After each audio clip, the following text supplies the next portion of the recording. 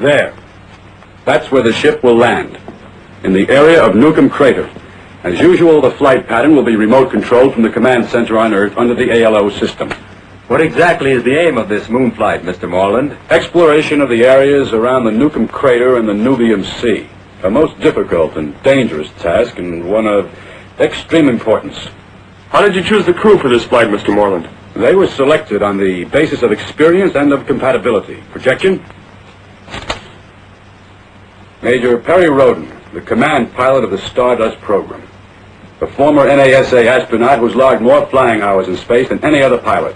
Apart from this, Rhodan has already made 2 flights to the moon and commanded the recent and highly successful Mars reconnaissance team. Next, we have Captain Bull, who's second in command in the operation. He's a specialist in astral propellants. Here we have Captain Faber. He's an authority of many years' standing in the radio and laser telecommunications field. And Dr. Manoli, who'll be team medic. Ladies and gentlemen, I hope I managed to convey the essential points of the Stardust flight to you. What essential points, Mr. Morland?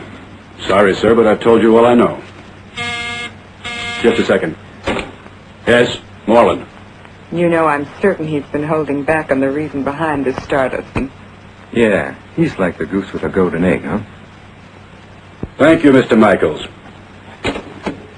Well, Control tells me the countdown's begun. The liftoff's in 38 minutes. All 3 stages are fueled. Computer readings are constant at D411. How do you read, Rhodan? All systems are go.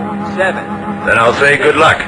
5, 4, 3, 2, 1, 0.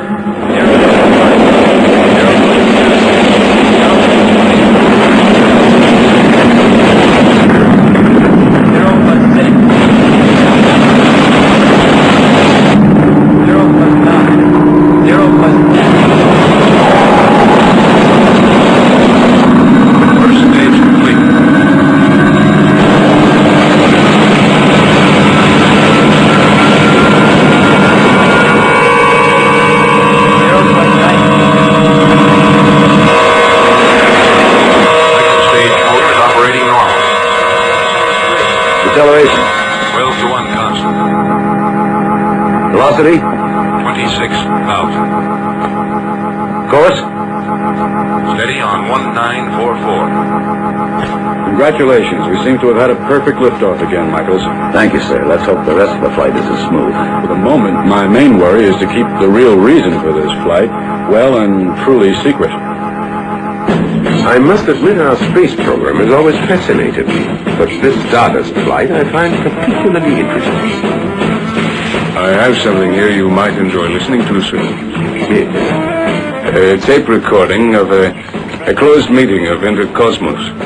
Why is that so interesting? Because it explains the real reason behind Stardust. Let's hear it. About 6 months ago, we took samples of rock from the Newcomb crater using a robot drill. We know that, Professor. Just give us the facts. To put it briefly, these samples indicate that under the fine porous surface of the crater, there exist small deposits of an almost pure metal, which has an atomic density much greater than either cobalt or lithium. If our supposition is correct, then this metal is incredibly valuable. In fact, beyond value. But you must have had some idea of this, Mr. Arkin. I admit I had heard a rumor. We must keep our ears open for the reports on it. And then, Mr. Arkin? If they find it, we'll take it. But what about transportation? The moon's a long way. That's just a matter of organization. Ferguson? The Coast Guards. They searched the San Lorenzo and found the drugs. They were paid for. Don't worry. But the captain and the crew, they'll try to make a deal. You're afraid the men are going to talk? Yes, sir. They know enough to break us wide open. You'd better inform Sector 9, an explosion in the engine room. None of the hands are to reach before. Right, sir. It is done, sir. Good girl. Nicely manicured.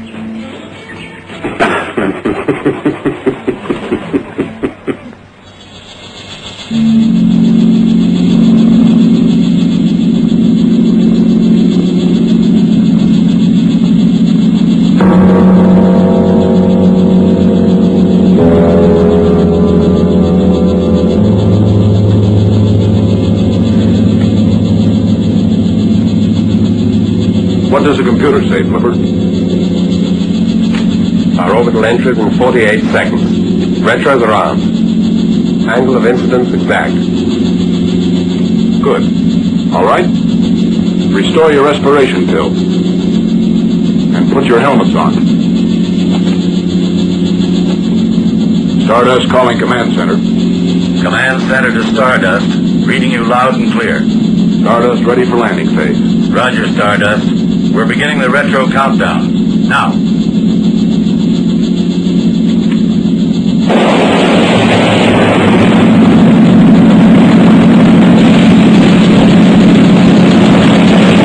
Completion of first retro phase. How'd it feel? No worse than a fist in the stomach. The remote system has you riding an elliptical pole-to-pole orbit. Exact. We're over the top pole.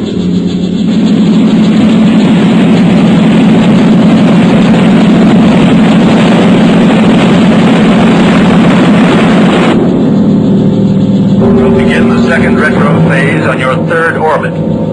That'll be in 9 minutes, 47 seconds. What the devil's going on? Computer must have gone crazy. Opening automatic line boosters are gone. All right, stay calm. Back with manual control.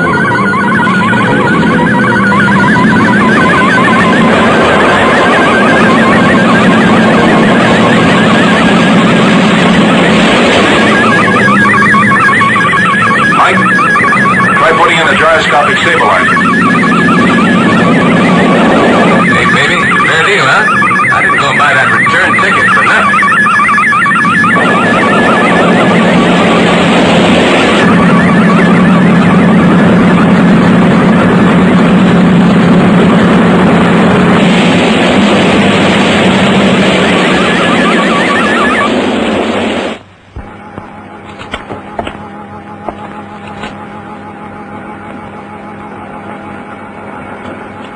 Another blank. I've tried all the transmitters. Can we get a bearing on their position? No, not till we hear from them. They have a radio in the exploration vehicle, haven't they?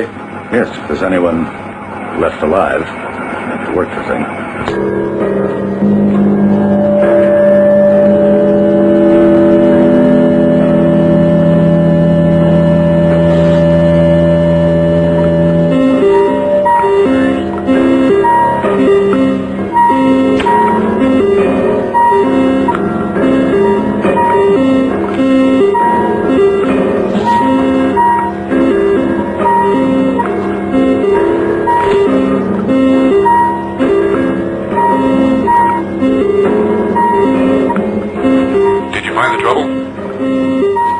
Sounds pretty crazy, but there's not a darn thing wrong with it. That's right. All the electrical equipment should function perfectly well, but for some reason it doesn't. I've got a feeling that burst of interference was a little too coincidental. You saying there's a chance it was deliberate? Well, it's only a hunch, but we must try and find out. I've done some calculating, and I think I've discovered where it came from. Not far from here? Yeah, and it's on the side facing the Earth. We'll try contacting control from there. We'll keep in touch with you every 2 hours. Let's go, Mike.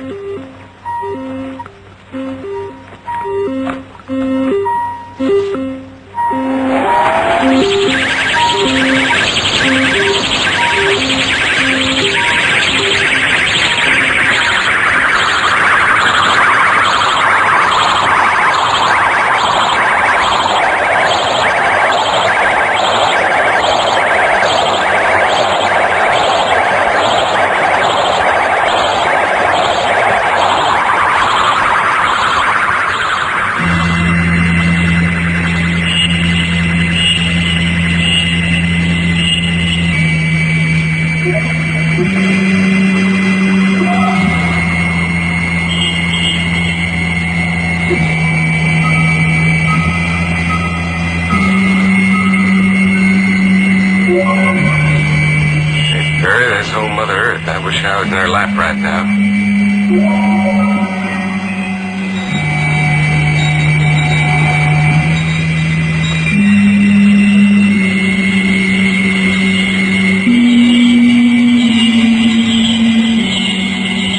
Okay, let's try the radio.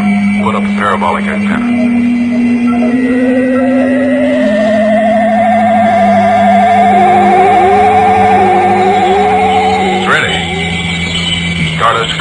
Stardust to Control Center. Do you read me? Over.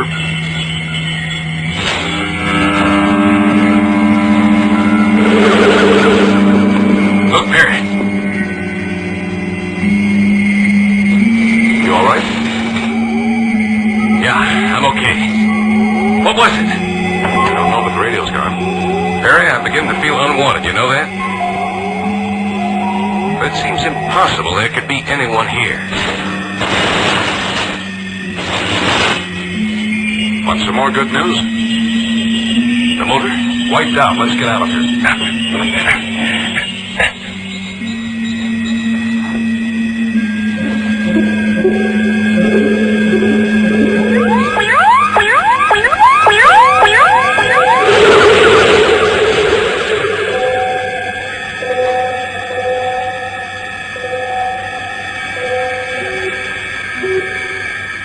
Let's go.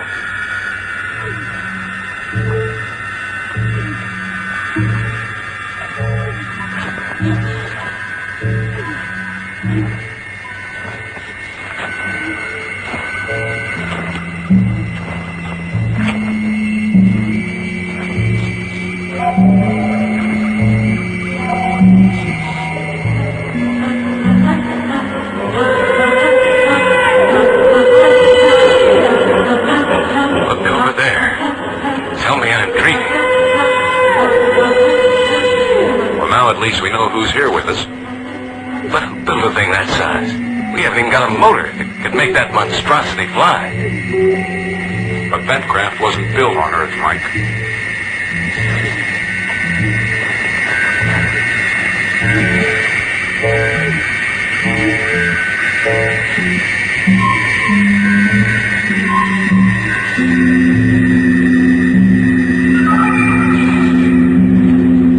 Pretty eerie, isn't it? red-headed, six-eyed, 8-foot monster to this blasted silence. Well, I'm quite sure we're being watched, so it isn't likely to.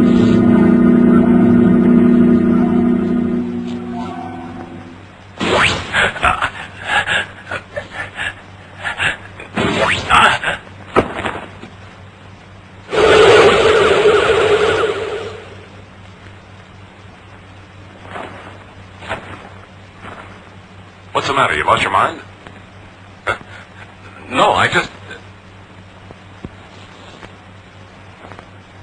Follow me.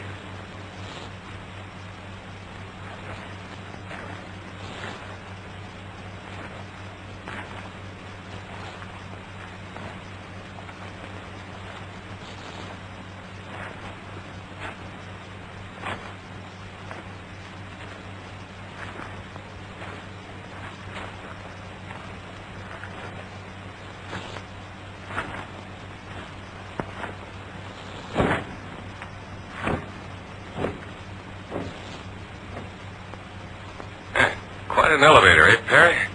And up we go to paradise or possibly hell.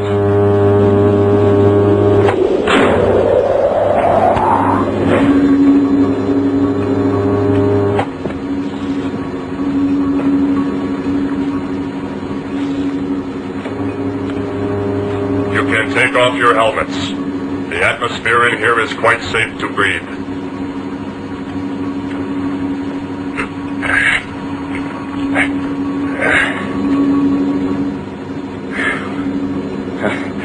Well, it's certainly better than inside this goldfish bowl.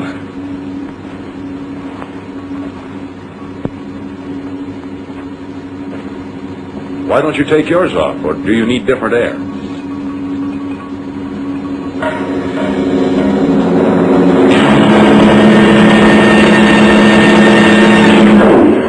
Our friend's only a robot. Exactly. Please come in. There's no need to be afraid.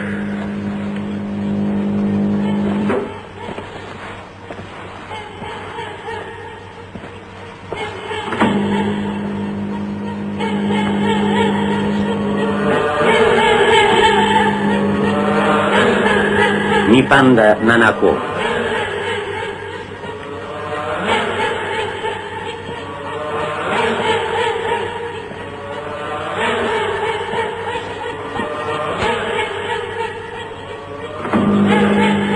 Well, now, I suppose you two will unscrew your heads and go hide in a closet. I can understand your resentment, but we always use robots when we first come in contact with other races, since we cannot presume what their reactions will be. Yours was an aggressive attitude, typical of primitive races. Primitive? Us? But you're the one that committed the act of aggression, remember? We simply took over the control of your space vehicle. You are not in any danger. We only took a few defensive measures, Major Rhodan. How do you know my name?